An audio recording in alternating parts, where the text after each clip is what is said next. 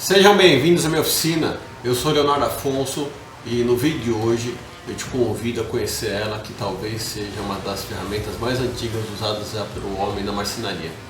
Então, vamos lá, vamos conhecer essa história aí.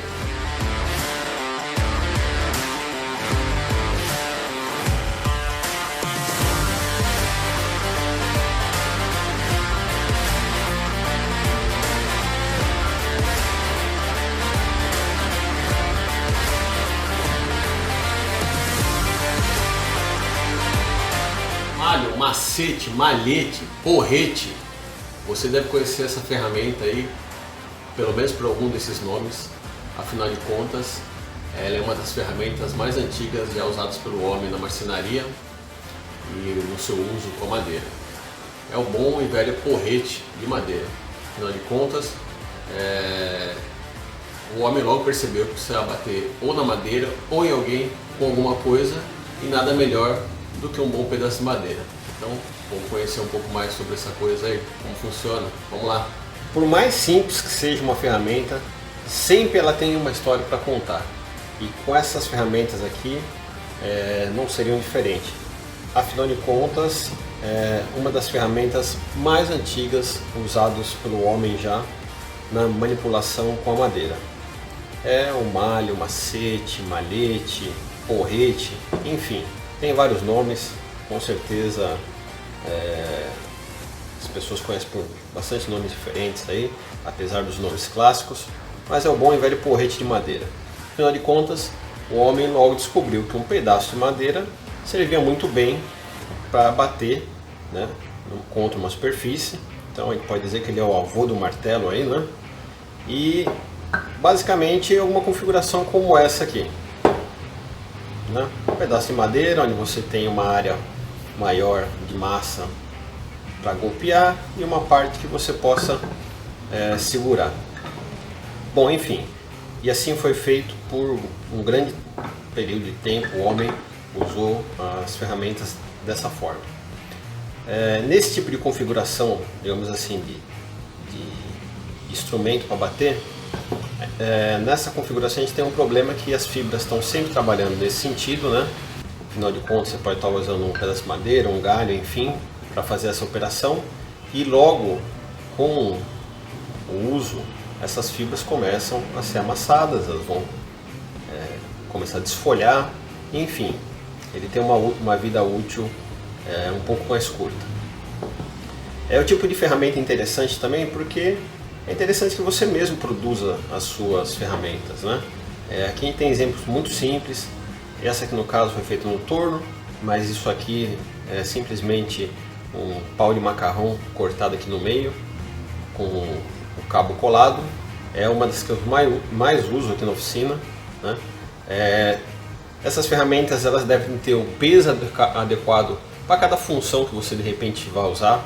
Se você precisa de uma ferramenta com uma massa maior para gerar impacto, você faz o seu martelo, aí seu malho com um peso maior. Tem ergonomia, esse aqui ele se aloja muito bem, muito bom para dar pancada seca, mais compacto. Esse aqui é um pouco mais longo. Enfim, é o tipo de ferramenta que você produz bem em conformidade aí ao seu tipo de trabalho, né? Enfim, não demorou muito tempo e o pessoal percebeu que esse negócio funciona, mas até a página 2, né? E não demorou para que descobrisse que você batendo no topo da madeira, você teria uma área um pouco mais firme, né? E sofrendo menos desgaste para essa mesma operação. E assim foi desenvolvido, né, um martelo de madeira, onde a gente tem uma peça trabalhando de topo como área de impacto e um cabo, né? Isso aqui foi já um precursor aí disso aqui, para a gente pular para um martelo, né, com unhas. Foi questão de evolução desse tipo de ferramental. Então aqui eu tenho alguns exemplos que eu uso na oficina, né? Peças desse tipo, uso para formão, uso para encaixe, enfim, tudo que eu preciso de alguma porretada aí, elas estão aqui. Tem peças, como eu disse aí, tudo em relação ao impacto que você quer criar. Então uma peça aqui mais delicada, aqui nada mais é do que um pé de cadeira aí com um anel de metal, onde eu posso trabalhar de uma forma mais delicada. Martelinho de madeira tradicional.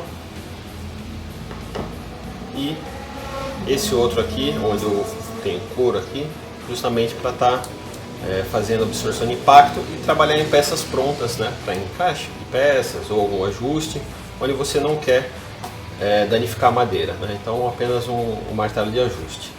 O interessante desse martelo para esse martelo aqui é a sua construção, né? Isso aqui é uma construção composta, ele tem embuia e peroba, né? Madeiras de alta e média densidade. Nesse caso aqui, essas peças internas elas têm furos onde eu tenho a colocação de chumbo para aumentar o peso em relação à cabeça do martelo.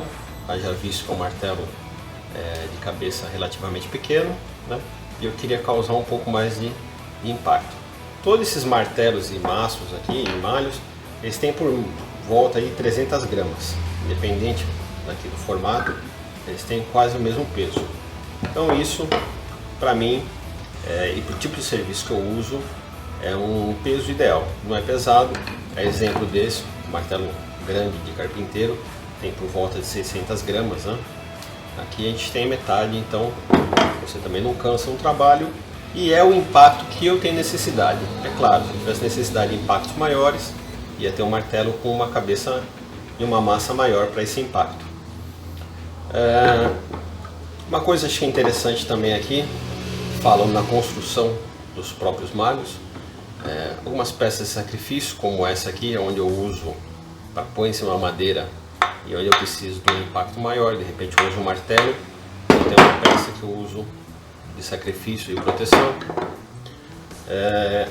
Outro detalhe aqui na construção dessa peça aqui, em relação ao cabo, né? Não é uma peça que está colada de topo aqui, senão poderia até bater e de repente isso se desprender. É um trabalho mais para ficar um visual na composição da peça, né? Então onde eu falo que você tem a oportunidade de construir uma ferramenta e nesse processo também exercitar a sua marcenaria, fazer uma boa escolha, afinal de contas é a sua ferramenta de trabalho, né?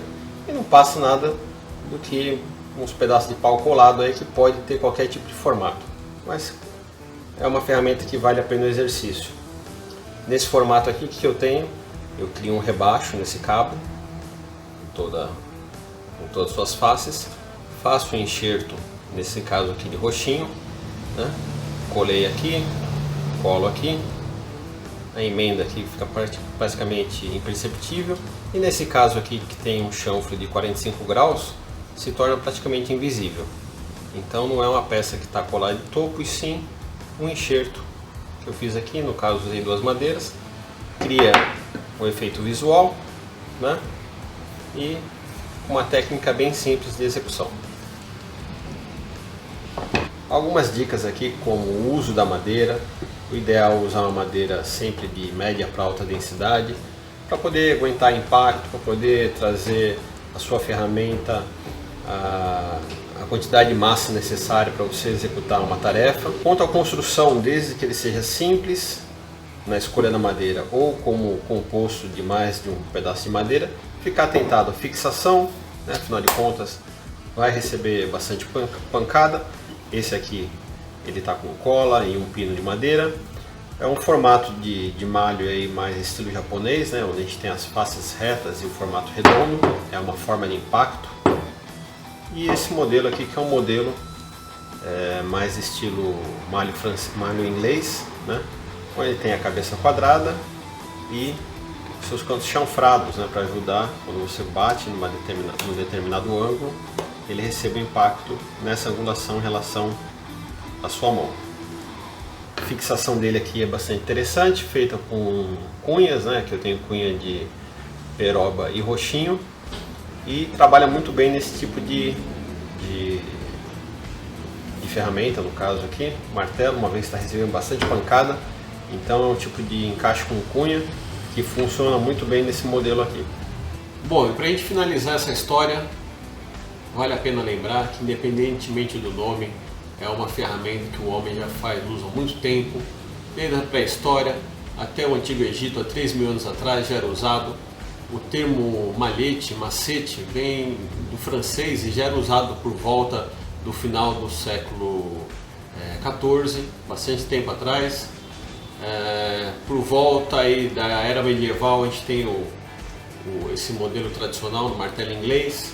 Enfim, uma ferramenta cheia de história, usada por marceneiros, fabricantes de barcos, carpinteiros, enfim, todo mundo que trabalhava de uma forma ou outra com a madeira.